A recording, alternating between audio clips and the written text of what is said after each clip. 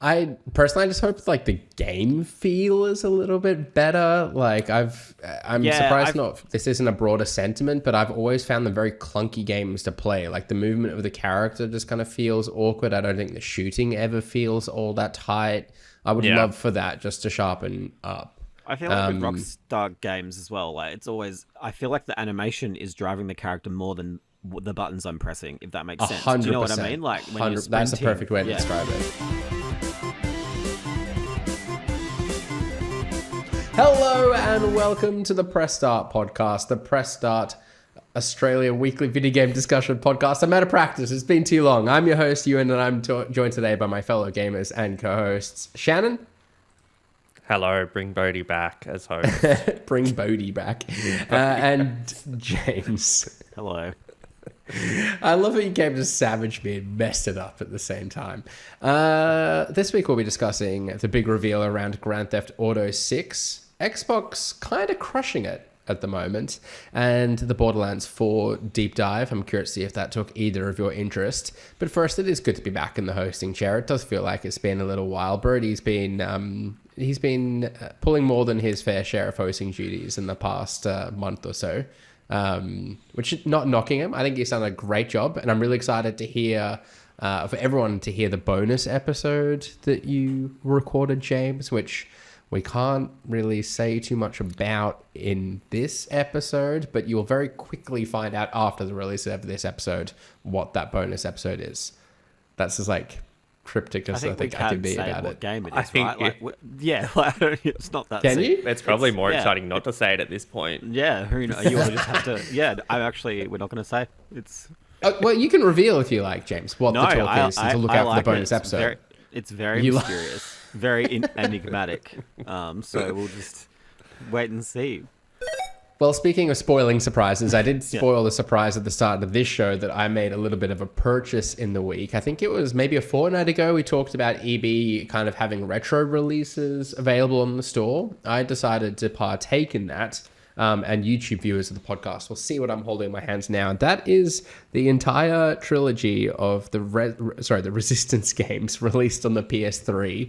I dug out my PS3 and I've got it set up on the monitor beside me here.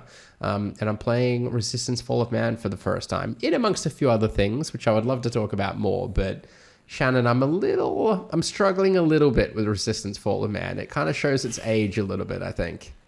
I feel like, that age of PS3 game, like, people are always saying, oh, it looks like a PS2 game, but, like, anything PS3 and older, like, does look rough. It was launch, wasn't it? It was a launch game, I think, thereabouts.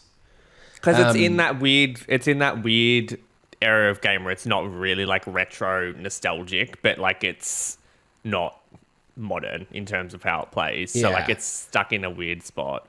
The story's cool though, and you can see the Insomniac flair in it, surely. For sure, particularly in like the weapon design. I think that's where like the Insomniac nature of it really comes through.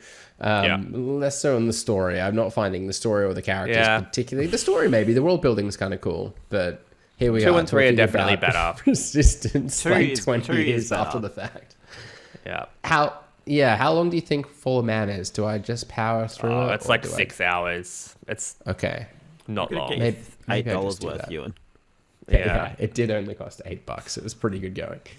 All right, we should really get stuck into today's news topics because there is plenty to discuss. Let's kick things off with Grand Theft Auto 6. A release date for the game has finally been revealed as May 26, 2026, which does push it into next year, out of 2025.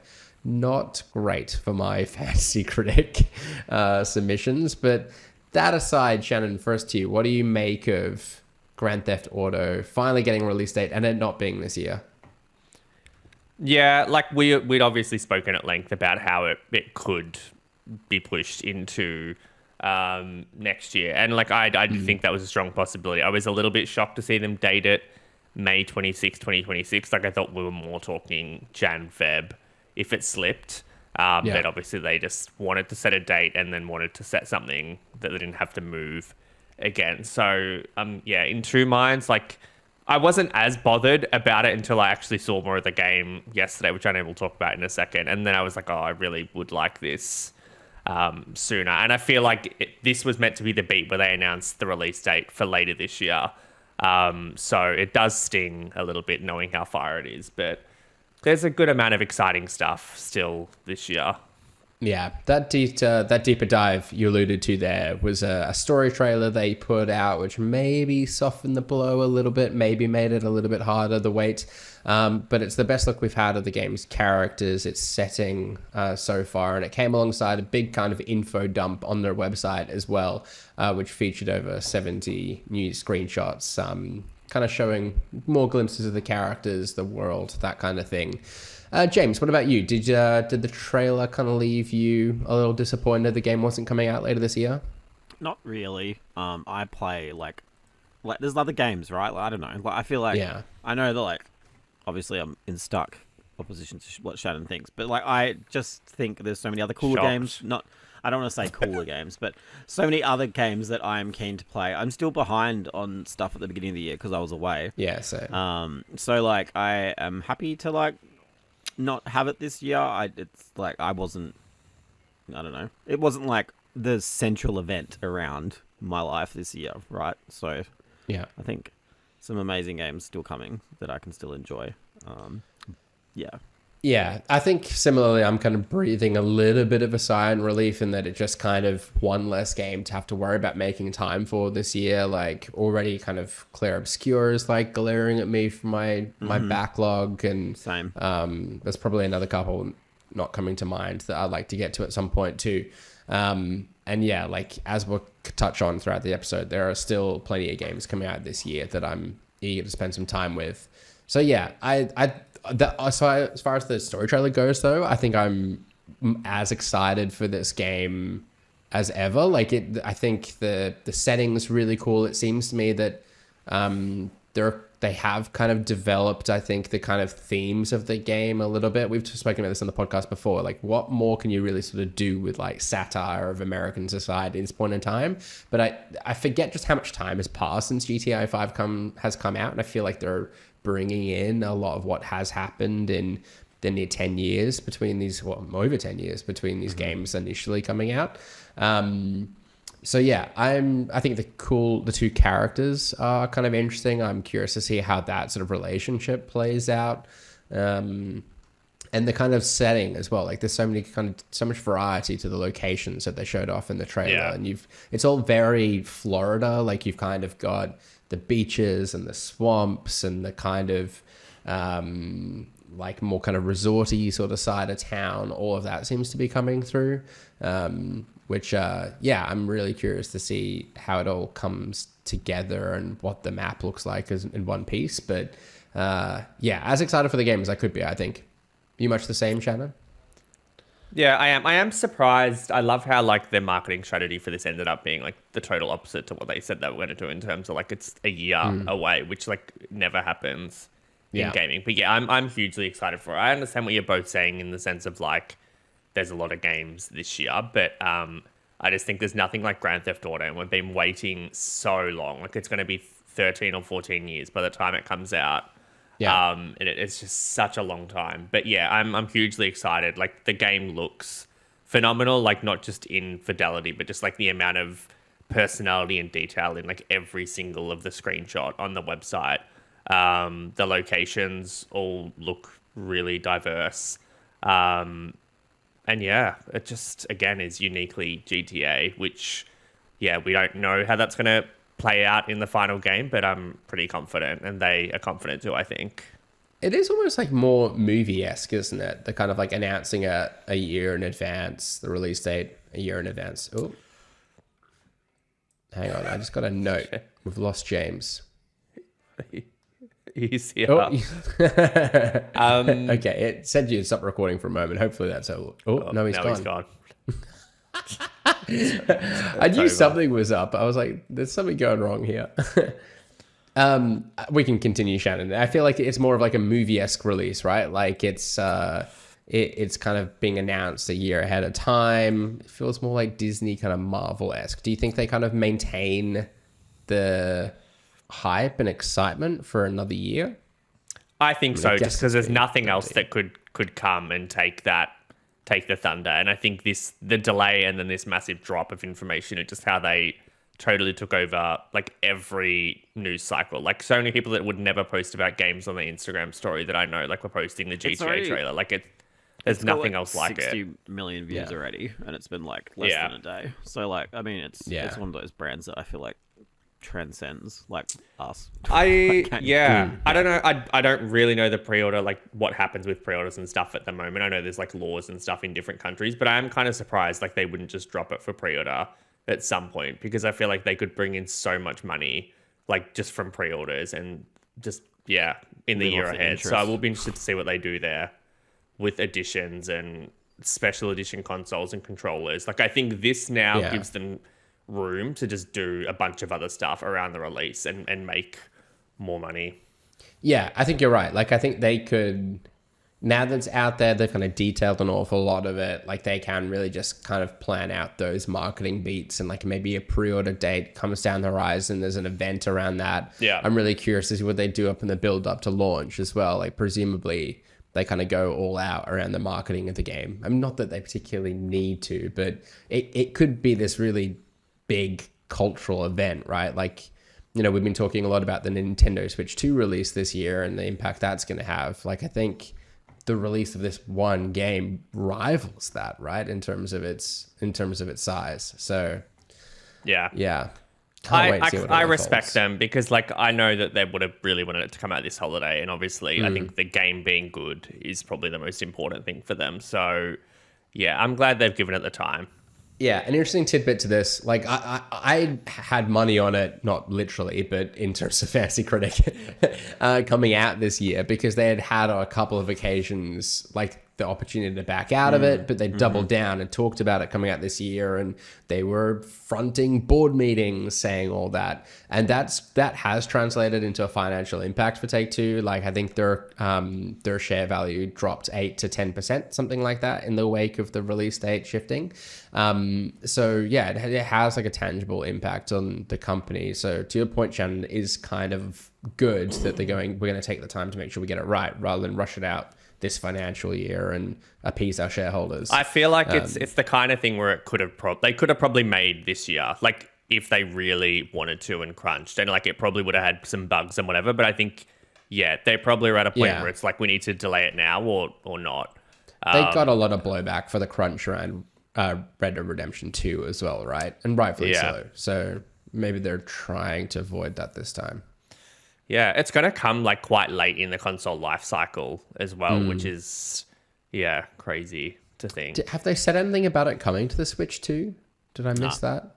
Just no console. Well, I was going to say not even PC. Console. So yeah, just Xbox and PS5 for the moment. Series S. It said Series S on there. It did. So did it? Ooh. And if it's coming to Series S, probably coming to Switch 2.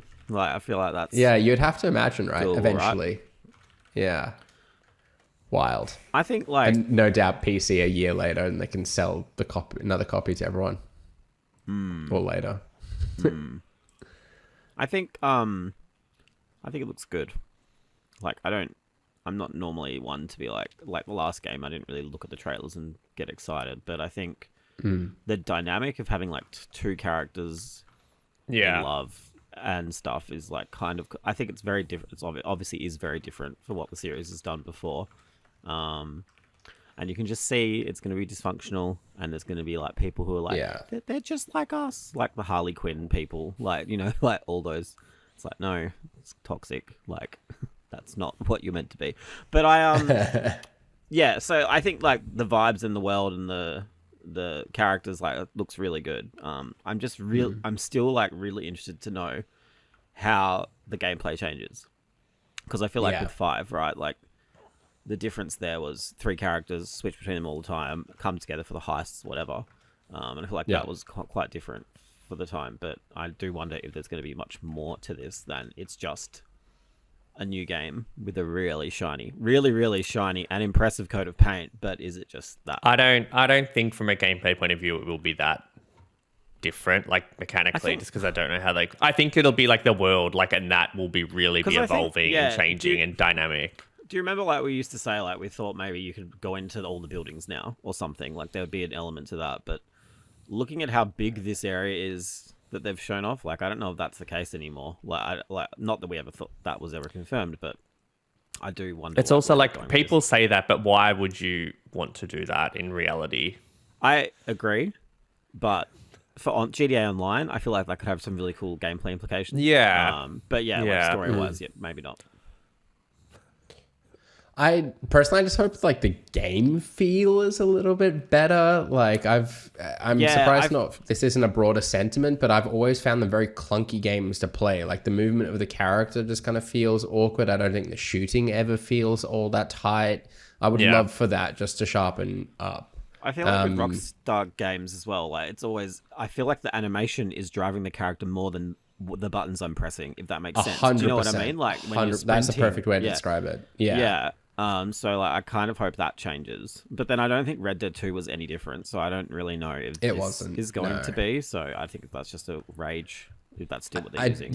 I do feel like there's probably a camp of people that's kind of the appeal of the game, is the awkward kind of physics of it a little bit. You're running through maple syrup, like that's literally it's so weird because like when you play, this is so different, but I'm going to bring it up anyway, like Rockstar Table Tennis, that game was like tight as fuck, like I don't so they can do it, and you know, but who knows. No, it does feel like more the MO of the games, but it's just like a personal pet peeve of mine. I'm glad you two agree. I wasn't sure if that was going to be received all that well. No, I agree. Yeah, dead excited for it. May next year coincides. It'll come a week after my 30th birthday. Planning to spend most of that following weekend, I think, just sinking time into Grand Theft Auto 6. That'll be a lot of fun. Dynamic. Let's talk about Xbox now, though. And there's a fair few bits of Xbox news I want to get through, so kind of bear with me. This might be a bit awkwardly structured. But let's start with the reveal of Gears of War Reloaded, a remaster of the original game that's coming to Xbox Series S and X, PS5, and PC on August 26th. The game will run at 4K 60 in the campaign and 120 frames in multiplayer, and it's going to include all the DLC and multiplayer modes as well. Which of the two of you is like a bigger Gears of War fan, do you think? I would, I don't know, but I would say James is a bigger fan of. Gears is like one of the only franchises where I've actually played all of them. Oh, okay. Through. Wow. Yeah. I don't know if I could tell you anything about any of them, but yeah, it's a great series. Given it is like typically it up until now has been an Xbox franchise and you're more of a PlayStation player, that does surprise me. James, maybe to you then. Like, how big a deal is this for PlayStation owners, would you say? I think it's good. Like, I mean, the writing's a bit on the wall, like, for Xbox in terms of the exclusivity stuff, right? But I think I have, like, really fond nostalgia for this game, even though I think the aesthetic is, like, gross. But I just think the game itself is really fun. The online multiplayer is really good. The maps are incredible. Like, I just have a lot of good memories of Gears 1 and 2. So to have them kind of juice it up is, like, cool. I do think, like, this is the third time now they've released Gears of War 1. Like, I don't know. That it doesn't magically become, like, a better game or something to be excited about just because it's on PS5 for me.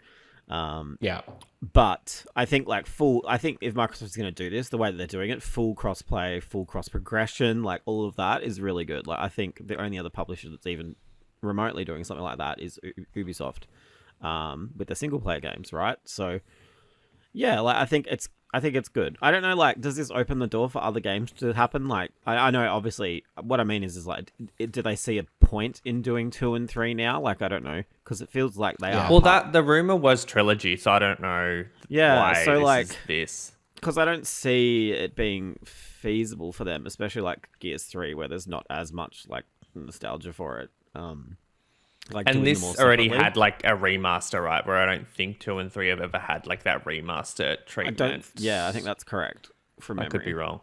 Yeah. I mean, I could see them doing it if it does really, really well. But I mean, like, you probably only need this one for E-Day. right? Which I feel like will come to PS5. I also think this is a game that's not... I don't think there's... I could be wrong now that I'm saying it out loud, but I feel like there's not many games on PlayStation that are like this.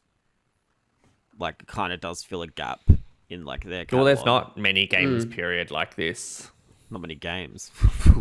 Like, coming out Well, Do you mean, when you say like games like this, do you mean like a third-person shooters. cover-based shooter? Yeah. like a third-person, like, cover-based Division, shooter. Yeah, but that's like... But that's on so different. But it's also a very different game. And also, like, because this is a game from 360 when games were, like, more feature complete at launch, like, this has, like, full co-op, full multiplayer, you know, and a full campaign with a pretty good production values, even though the story's, like, whatever. So I feel like, yeah, I don't know, like, I think it's a good game to have in your library if you are someone on PlayStation who's never played it before.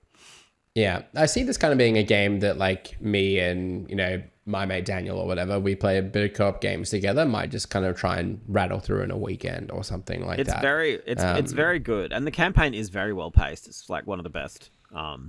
So I think, yeah, you should definitely try it. Like, I think it stands up pretty well today. It went against Resistance head-to-head, so you can play Resistance, and maybe not the remake version of this, but go back and play the original and then make your mind up. They're both as kind of like brown and colourless, aren't they?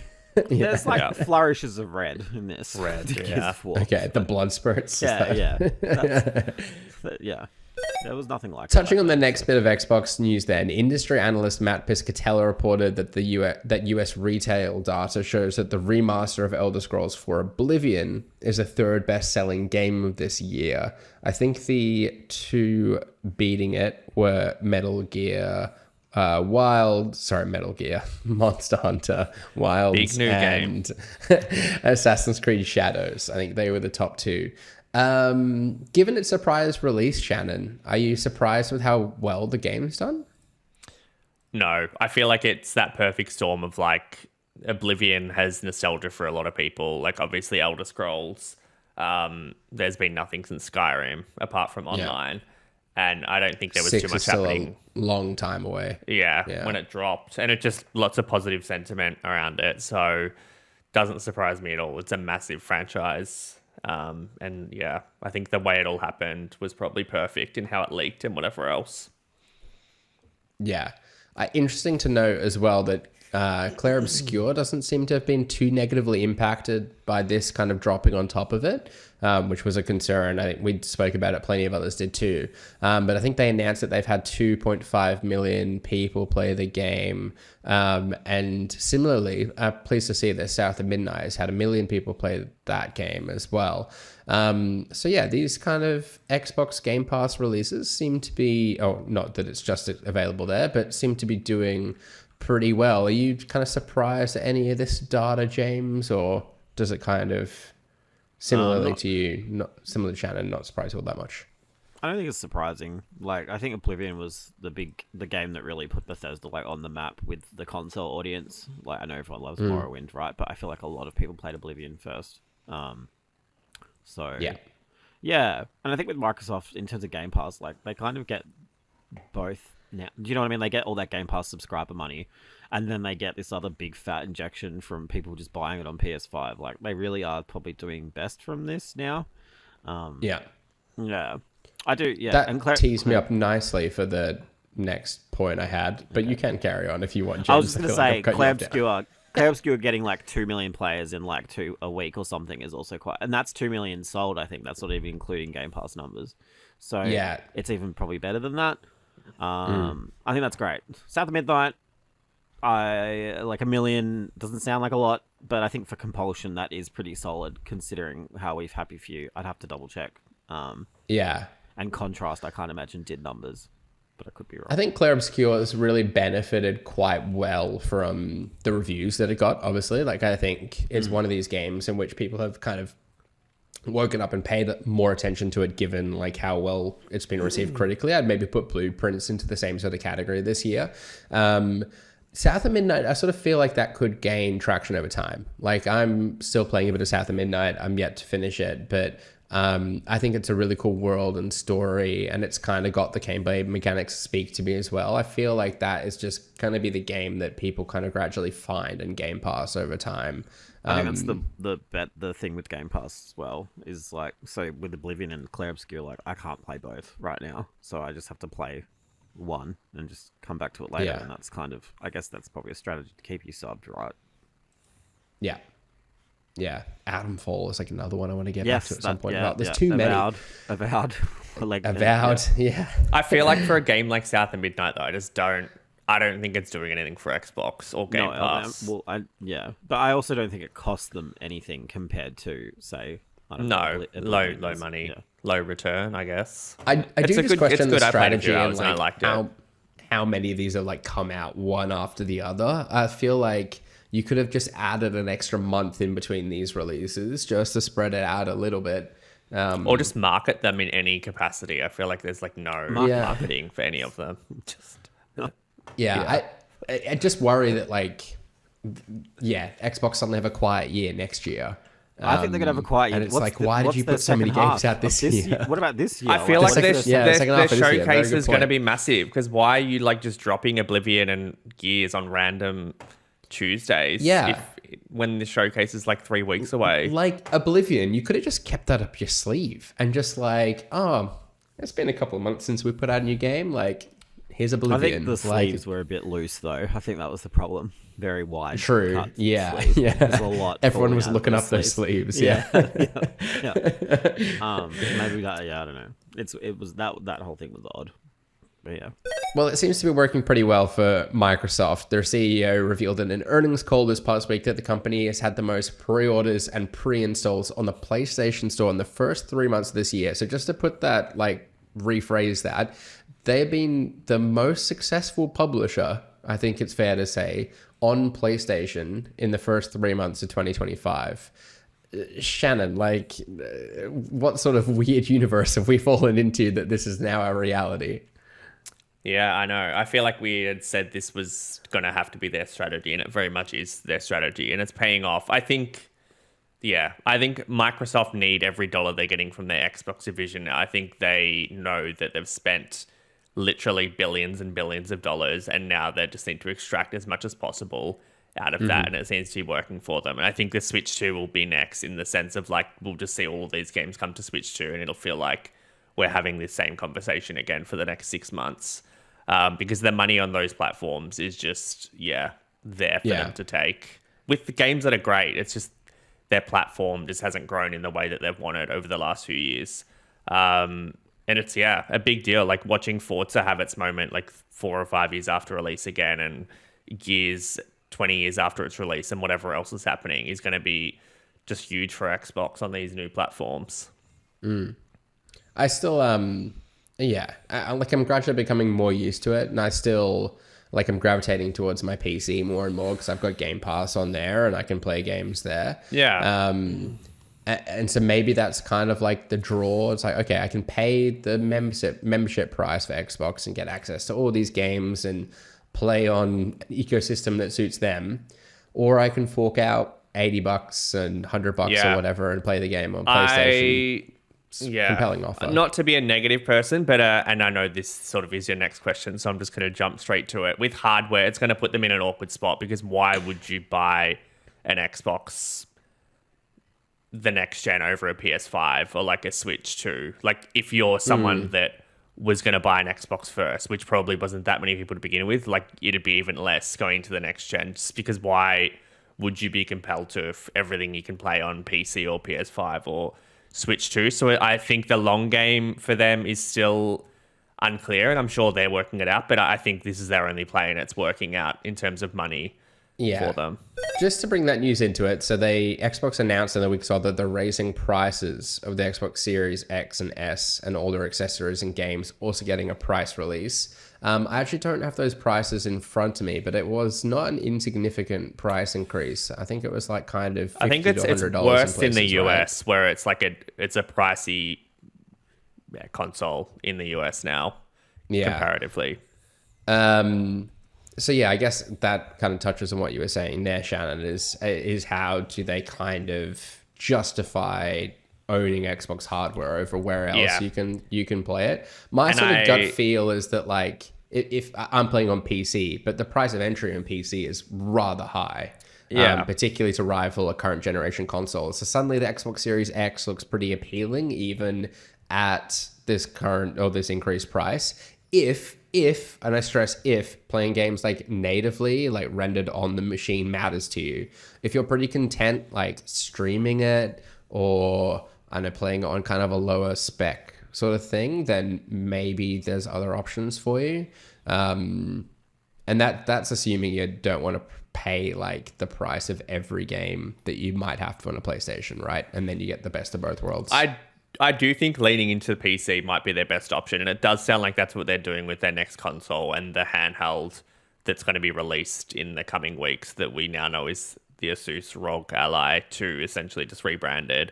Like, I do think that puts them in a position where you can own an Xbox, but it's a PC, and you can also play all the PC games on it from everything, and that's a different strategy than Xbox, than PlayStation and Nintendo. So I do like that strategy for them. I just think with hardware, they're not going to be able to take a loss on hardware now because they're probably just not going to make it back on software. So like they're going to have to really, think about what their hardware strategy is and evolve that accordingly. Yeah. James, you look deep in thought. What's going on in that head of yours? He's worried. I actually wasn't listening. I know. I glazed down entirely. No, I was actually reading the prices. The Australian, like, so it's gone up by $50. Oh, can you basically. remind?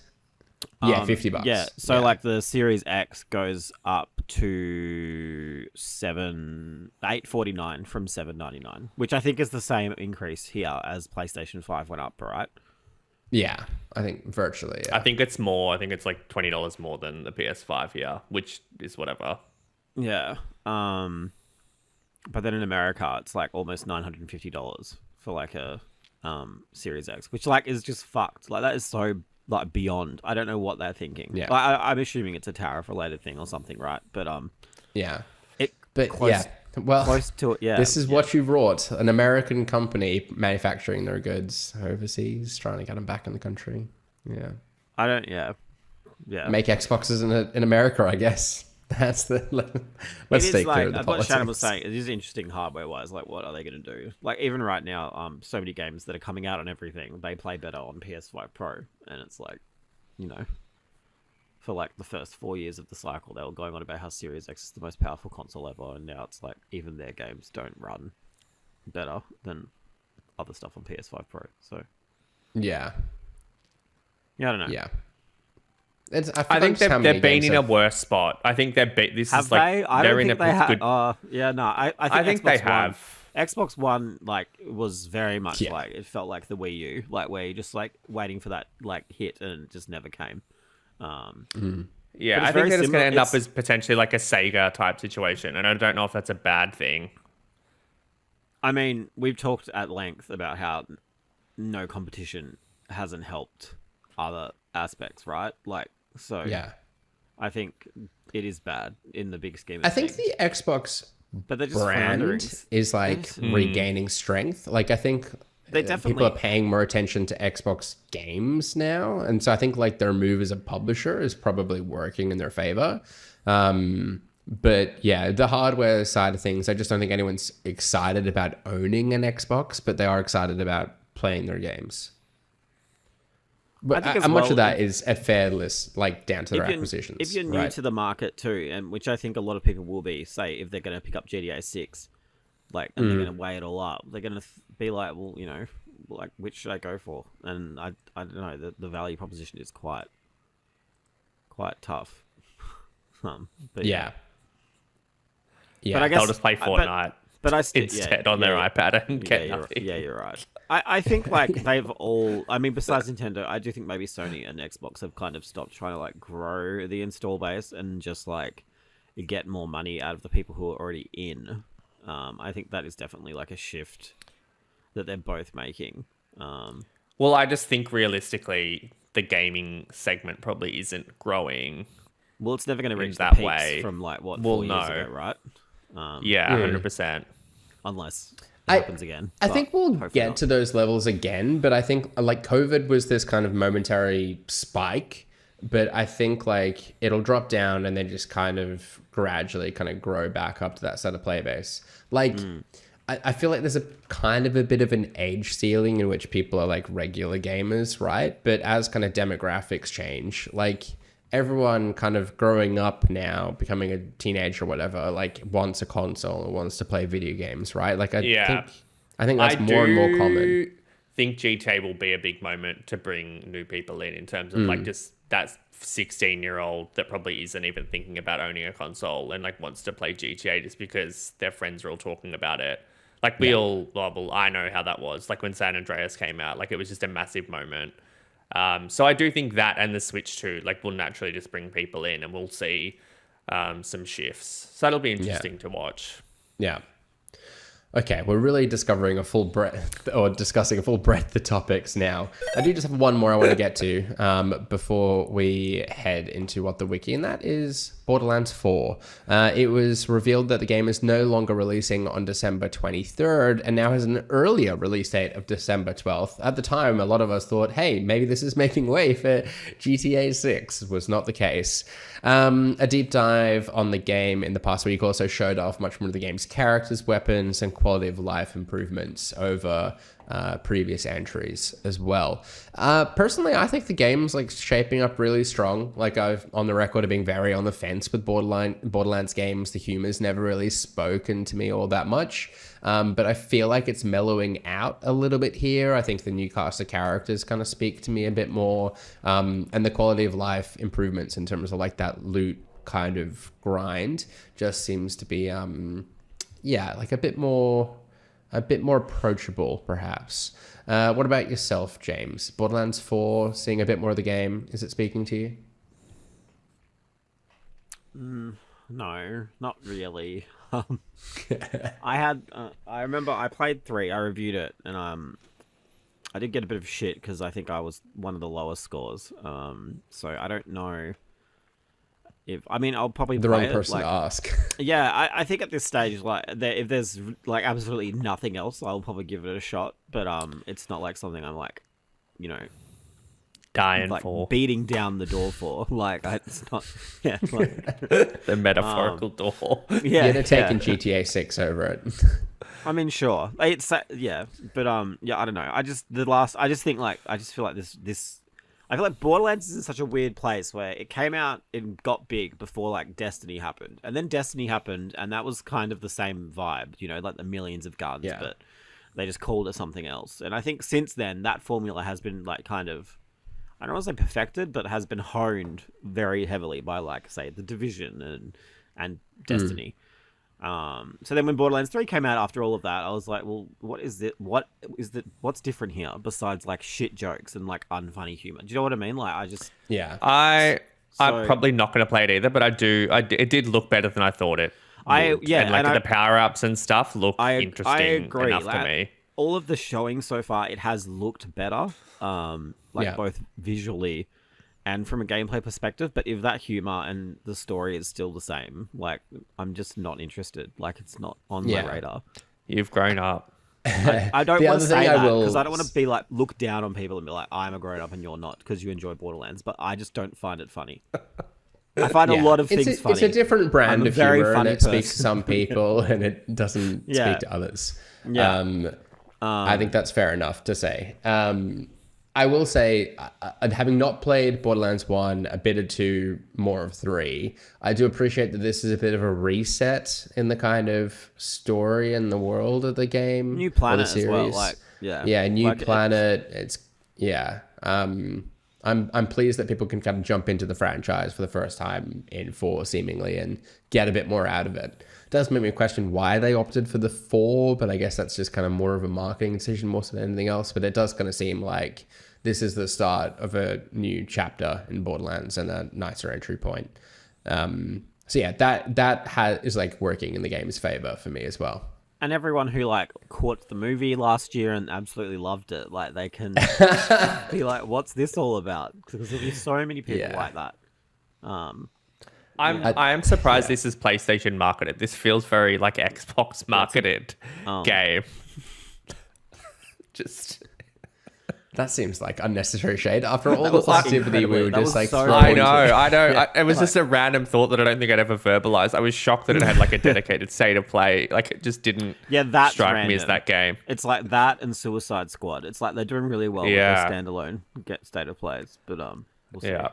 I mean, Borderlands games do typically sell well, right? Do they? And I guess they must have, right, for them to do another one. Yeah.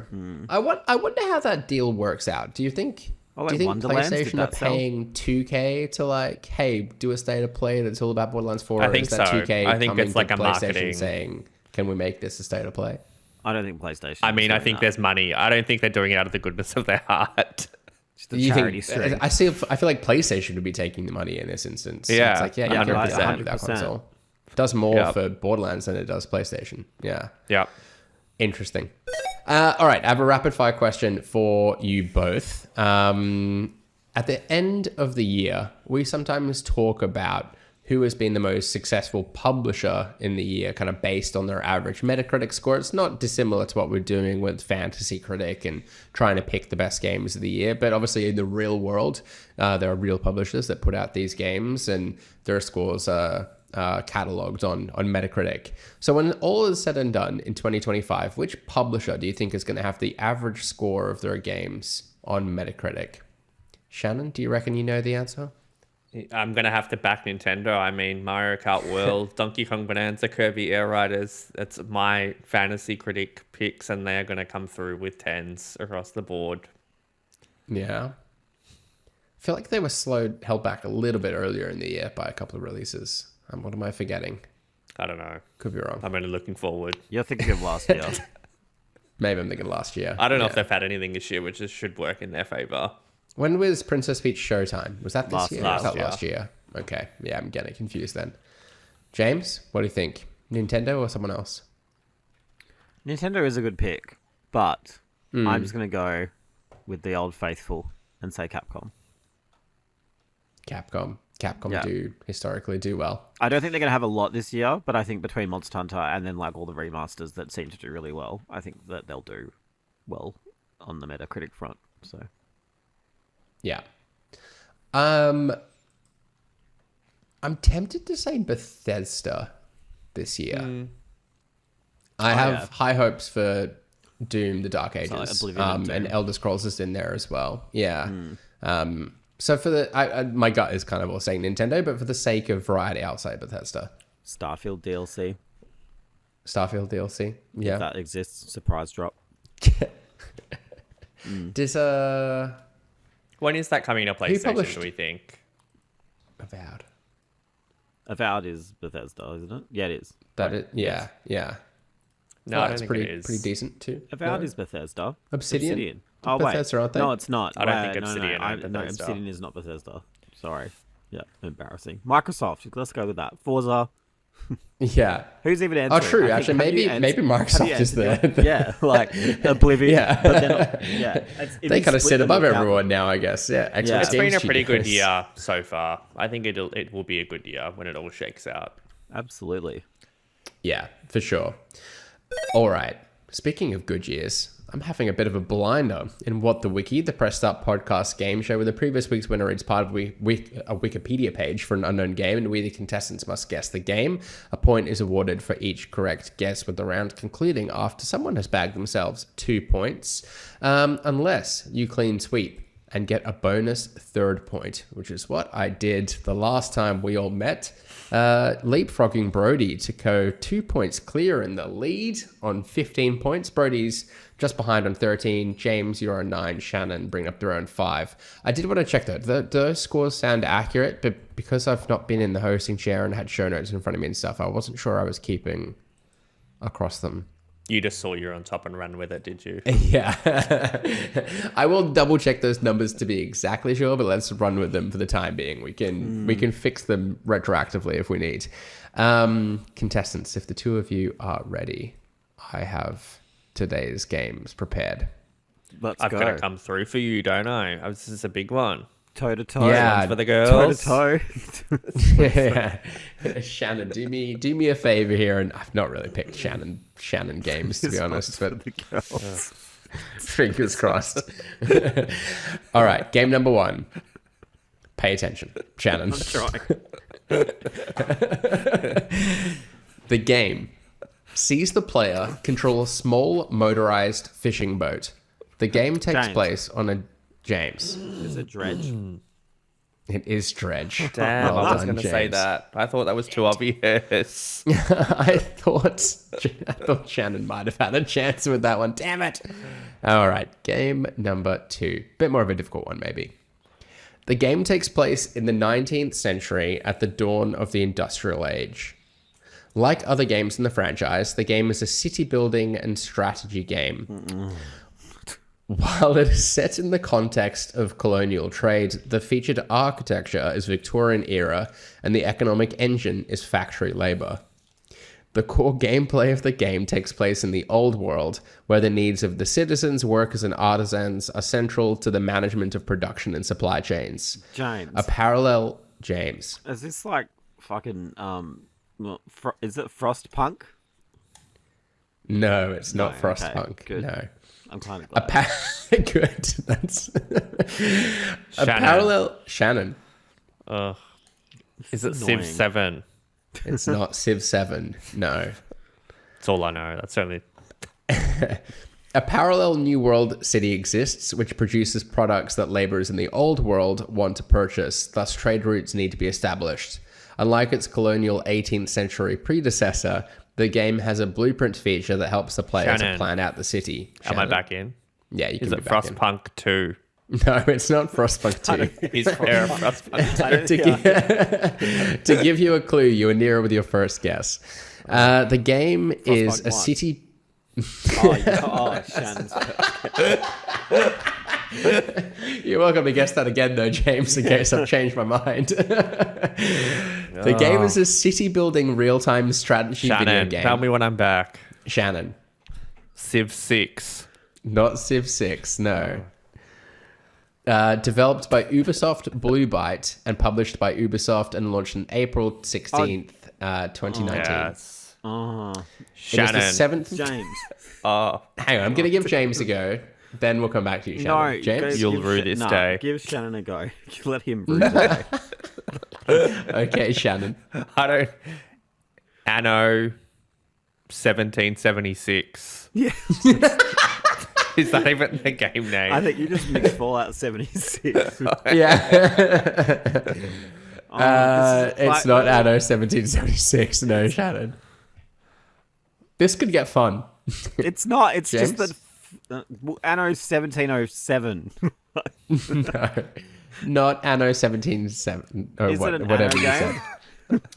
It's an Anno game. Yes. See, this is annoying. Okay, How pay I attention didn't to even my know there next. were I'm 7 asking you games. to like do a little bit of maths and history with this What the Wiki. I'm Okay, not doing, pay I'm attention. Not interested, doll. We're not here for It's that. out of hours. We're words people. It is the 7th game in the series and returns to use a historical James. setting. Is it Anno James. 7? It's not Anno 7. No. Following James. the previous. You're out. Shut up. No, he doesn't just get to keep going. No, he doesn't. He doesn't. You're right, Shannon. I'm sorry. Following the previous futuristic titles taking place during the Industrial Revolution of the 19th century. Anno 19. Shannon. Anno 1907 or 1906. 1900. No, none of the above. James? It's not that the like Anno Pax for tune. No. Whatever the. No, yeah, you're in the anyway. right vein with like a year. Yeah, I know. I just yeah, couldn't. I think- Yeah, it's just. I'm just not in. I've lost interest. Can we move on to another? I've game? really got nothing more to read. I can, You I said can you had move on. 4. I've got another 2. Oh. Yeah, I've got another 2 games. See, you knew. Are you this abandoning hope I with feel this? like James was never going to get Anno. So it should just guys, be my Are you kidding? point. 19th century. That's incorrect. Remember it How's works. So Frostpunk like, going, James. hon? we're in the James. 21st century now, and everything starts with 2-0. Just work backwards a little bit, James. James. Wait. I don't know. Anno 1801. It's not 1801. No. Can we just Shannon. move on? Anno 1800. This is It not... is Anno Oh, you're 1800. kidding. Well done, Shannon. There was no skill. I would. I always lose on them dumb ones where someone's like, no, and then it's like, oh, and then it's like No. one letter off. We'll get it right, and you Suck won't my lose. ass. Yeah, we'll present it. Anno 1800 is the correct answer. Well Is done, that the Shannon. new game? No, that's PAX for Romana or something. Oh, it No. is. Yeah, okay. It's relevant for an undisclosed reason though. Game number 3. No one cares. There's a theme. Games no one's played. The game is set in the year 2095, where rebillionaires have taken over the world and humans are addicted to dopamine. Jack Banhammer, a moderator hired by Peace Corp, set out to rescue the influencer from a skyscraper filled with killer rebillionaires in exchange for a new pair of shoes. Players assume the role of a moderator, Jack Banhammer, who has 10 seconds to navigate each floor, with extra time awarded by killing enemies, consuming soda cans from destroyed vending machines, and performing finishing moves on foes with various items found in the environment. James. Upon death, James. I don't. Is it Mullet Mad For the win. Jack Mullet or Mullet Mad Jack? It is Mullet Mad Jack. Well done, James. Wow. He got the extra point, but Shannon, you kept him off the clean sweep, which I didn't know we I'm could very just throw out grateful 4 for. different names now and hope for the Oh, best. That's a new one. Says the guy that rattled off like literally threw out 80 Move different on. numbers. Oh, Just dear take me. your point. So my reason behind I'm picking each coming. of those games was that they are all new additions to Xbox Game Pass, which I imagined we would spend a bit of today's show talking about, as we have a habit of doing here on the show. But yeah, well done, James. You've narrowed that gap between yourself and Brody. I think there's only a couple of points in that now. And Shannon moved off 5 points as well, where I think you've sat for a little while. So good to get an extra point on the board. With that, though, let's bring an end to what was this week's episode of the Press Start podcast. Subscribe to us on Listener or the podcast service of your choice. Follow us at press.au and visit the site at pressstart.com.au. We've been joined today by Shannon. Yeah, you can follow me at Shannon Grixty on everything. And also joining us today, it was James. Yes. I'm on Twitter at JamesATJMZ, and then elsewhere if you want to find me. Make a fun Still game. figuring out how to abbreviate the It's blue like sky. jamsy.bsky.social. I looked it up, but I think No one's going to Blue Sky to That's follow that- you. You can that's- just ignore it. Yeah. Let's Do hit me look up on out Threads. for this bonus episode that we teased at the start as well. It's well worth a listen. But otherwise, until next week, happy gaming. Good night. Bye. Or good morning. And good afternoon. And good luck.